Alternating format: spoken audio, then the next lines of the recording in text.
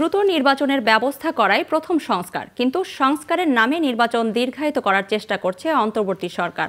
এমন অভিযোগ করেছেন বিএনপির কেন্দ্রীয় সাংগঠনিক সম্পাদক মাহবুবুর রহমান শামীম।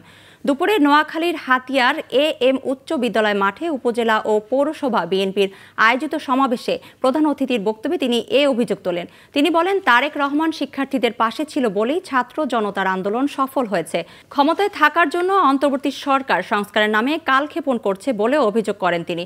জনসমাবেশে সভাপতিত্ব করেন হাতিয়া উপজেলার বিএনপির সভাপতি AKM ফজলুল হক খোকন। আজকে আপনারা সংস্কার বলে আপনারা ক্ষমতাকে কালক্ষেপণ করছেন, ক্ষমতাকে বিলম্বিত করার জন্য, ক্ষমতা থাকার জন্য আপনারা খালি শুধু বারবার সংস্কারের কথা বলছেন। আজকে তাহলে যে সংস্কারের কথা বলছেন, প্রথম সংস্কার হলো যে নির্বাচনের ব্যবস্থা